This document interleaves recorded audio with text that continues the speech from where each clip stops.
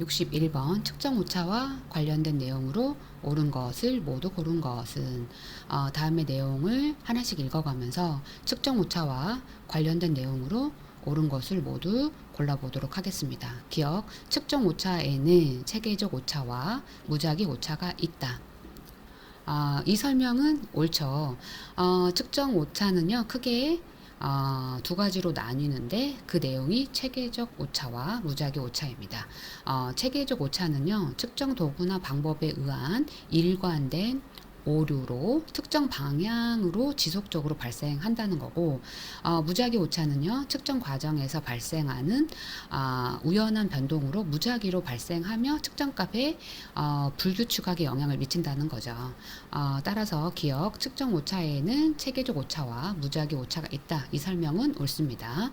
니은 무작위 오차가 0에 근접하면 그 측정 도구의 타당도는 낮아진다. 우선 무작위 오차가 뭐죠? 무작위 오차는 측정값에 우연적인 변동을 일으키는 오류입니다. 무작위 오차가 0에 근접한다라는 것은 측정값이 일관되게 나오고 우연한 변동이 최소화되었다라는 것을 의미하죠.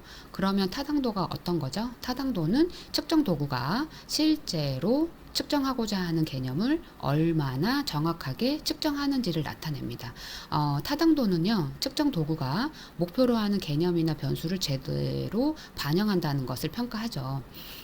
여기에서 무작위 오차와 타당도를 연결해 설명을 해보면 무작위 오차가 0에 가까워지면 측정값이 더 일관되게 되며 이는 신뢰도를 높이는 데 기여합니다. 그러나 무작위 오차가 적다고 해서 타당도가 자동으로 높아지는 것은 아닙니다.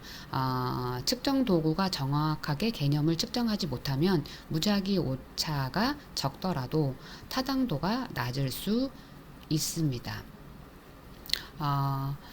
따라서 무작위 오차가 0에 근접한다라는 것은 측정 도구의 신뢰도가 높다는 것을 의미하지만 타당도와는 직접적인 관계가 없습니다. 따라서 무작위 오차가 0에 가까워지면 타당도가 낮아진다는 설명은 잘못됐죠. 그래서 니은은 옳지 않은 설명입니다. 디귿, 체계적 오차는 측정 도구의 타당도에 영향을 미치지 않는다. 이 설명도 옳지 않습니다. 체계적 오차는요, 측정 도구의 타당도에 영향을 미칩니다. 따라서 디귿도 옳지 않은 설명입니다. 니을, 측정 도구의 신뢰도는 타당도의 필요 조건이다. 옳죠. 신뢰도는요, 측정 도구가 일관되게 측정하는 정도를 의미합니다.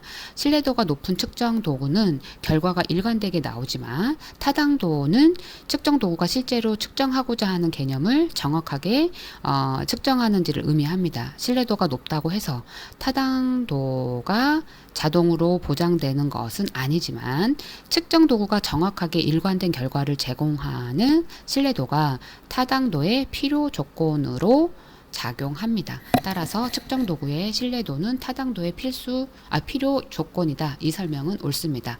답은 3번이 되겠네요. 기억과 리을입니다.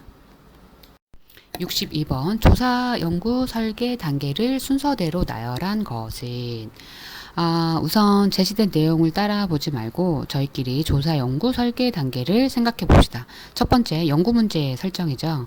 두 번째, 연구 가설 설정. 세 번째, 연구 설계. 네 번째, 예비 조사. 그 다음 본조사. 그 다음 자료의 통계 분석. 그 다음 연구 결과 해석입니다. 그러면 여기 제시된 내용대로 본다면 첫 번째, 연구 문제 결정. 두 번째, 가설 설정. 세 번째 연구 설계, 네 번째 예비 조사, 그 다음에 본조사, 그 다음에 자료의 통계 분석, 그 다음에 연구 결과 해석이네요. 그러면 답이 2번입니다. 다시 한번 해볼게요. 연구 문제 결정, 가설 설정, 연구 설계, 그 다음에 예비 조사, 본조사, 자료의 통계 분석, 그 다음 연구 결과 해석입니다. 답은 2번입니다. 63번 새로 개발된 우울장애 진단도구의 공존 타당도를 평가하는 방법으로 옳은 것은 주어진 내용을 차례차례 읽어 내려가겠습니다. 1번 새로운 도구를 사용하여 1년 동안 진단한 사람의 수와 기존의 널리 사용하던 도구를 사용하여 1년 동안 진단한 사람의 수를 비교한다. 이 방법은 공정타당도를 평가하는 것이 아니죠. 그냥 단순히 진단된 사람의 수를 비교하는 것이죠. 따라서 답과는 거리가 있습니다. 2번 동일한 집단을 대상으로 새로운 도구로 진단한 결과와 널리 사용하는 기존 도구의 진단 결과를 비교한다. 이 설명이 옳습니다. 공존타당도는요, 새로운 도구와 기존에 검증된 도구 간의 결과를 비교해서 두 도구가 얼마나 유사한 결과를 내는지를 확인하는 방법이죠. 즉, 새로운 도구가 기존 도구와 비슷한 결과를 제공한다면 새로운 도구의 공존타당도가 높다고 평가할 수 있습니다. 따라서 새로 개발한 도구와 기존 도구의 상관계수를 비교하여 공존타당도를 구하는 거죠. 따라서 2번이 옳습니다. 3번 일정 기간 동안 새로운 도구를 사용하여 반복적으로 측정한 개인별 진단이 얼마나 일관성이 있는지를 측정한다. 이 방법은요, 신뢰도를 평가하는 것이죠. 즉, 측정 도구의 일관성을 확인하는 것이지 공정타당도와는 관련이 없습니다. 4번 우울장애 전문가들에게 새로 개발한 도구에 대한 설명서를 제공하고 그들의 의견을 묻는다. 이 방법은 내용 타당도를 평가하는 것이죠. 전문가의 의견을 통해서 도구가 필요한 내용을 포함하고 있는지를 검토하는 내용입니다. 따라서 4번도 답과 거리가 있죠. 5번 새로운 도구의 문항을 반으로 나누어 반분한 도구의 결과 간 일치도를 비교한다. 이 방법은 그렇죠. 반분 신뢰도를 평가하는 것입니다. 도구의 신뢰성을 측정하는 방법이죠. 따라서 공정타당도와는 관련이 없죠. 그래서 63번 새로 개발된 우울장애 진단도구의 공정타당도를 평가하는 방법으로 옳은 것은 2번 동일한 집단을 대상으로 새로운 도구로 진단한 결과와 널리 사용하는 기존 도구의 진단 결과를 비교한다. 2번이 답이 되겠습니다.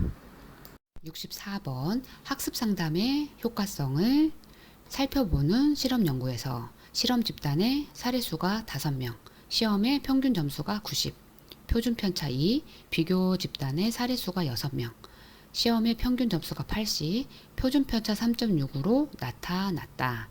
통합 표준 편차를 활용하여 효과 크기를 계산한 값은 단 소표본으로 인한 보정은 없고 계산값은 반올림하여 소수 첫째 자리까지 구한다. 이 문제는 효과 크기를 계산하기 위해 통합 표준 편차를 사용하는 거죠. 절차는 첫 번째 통합 표준 편차를 계산하고요. 그 다음 효과 크기를 계산하면 됩니다. 한번 잘 따라와 보세요. 우선 통합 표준 편차는요, 두 집단의 표준 편차와 사례수를 이용해 계산합니다. 공식은요, 아래에 제가 표기해 두었습니다. 여기에서 N1은요, 실험 집단의 사례수 5이고요. S1은 실험 집단의 표준 편차 2입니다. N2는 비교 집단의 사례수 6이고요. 6이고요. S2는 비교 집단의 표준 편차 3.6입니다. 따라서 공식에 대비해서 계산해 보면 실험 집단은 16이 나오고 비교 집단은 64.8이 나오죠. 그 다음 분산의 합은요. 그렇습니다. 80.8이 나오고 자유도 계산하면 9가 나옵니다. 이래서 통합 표준 편차 계산을 해보면 그렇죠. 2.99가 나오죠. 따라서 이 값을 이용해서 효과 크기를 계산할 수 있는데 효과 크기 공식은 또 아래에 제가 표시를 해 두었죠. 그 표에 대비해서 한다면 효과 크기는 처치 집단의 평균 빼기 비교 집단의 평균 값을 통합 표준 편차로 나눈 거예요. 따라서 90 빼기 80의 값을 2.99로 나눈 거니까 3.34. 문제 조건에서 효과 크기를 반올림하여 소수 첫째 자리까지 구하면 답은 3.3입니다. 따라서 3번 3.4이 정답이 되겠습니다. 65번 다음 사례에서 나타난 단일 사례 설계 유형은 한번 다음 사례를 읽어보도록 하겠습니다. 심각하게 자해한 아동을 대상으로 시급한 위기 개입이 필요하다고 판단하여 기초선 측정 없이 즉시 개입에 돌입하였다. 어느 정도 상태가 호전된 후 잠시 치료를 중단하였다가 그 경과를 보며 다시 개입하여 아동의 호전된 상태가 개입에 의한 것인지를 검증하였다. 주어진 사례를 보면 기초선 측정이 없이 즉시 개입을 시작한 후 상태가 호전된 후 잠시 치료를 중단하고 상태를 관찰하고 다시 개입을 시작한 경우죠. 이때는 BAB 설계에 해당이 됩니다. 답은 3번이네요. 초기에는 개입이 이루어지고 이후 기초선을 통해 효과를 평가하며 다시 개입을 통해 그 효과를 확인하는 방식이죠. 다시 한번 말하면 BAB 설계는 개입 B, 그 다음에 기초선 A, 개입 B 순서로 이루어지는 거죠. 처음에 개입을 적용하고 기초선 측정을 통해 개입의 영향을 확인한 후 다시 개입을 적용하여 그 효과를 검증하는 것입니다. 따라서 답은 주어진 사례는 BAB 설계입니다. 답은 3번입니다.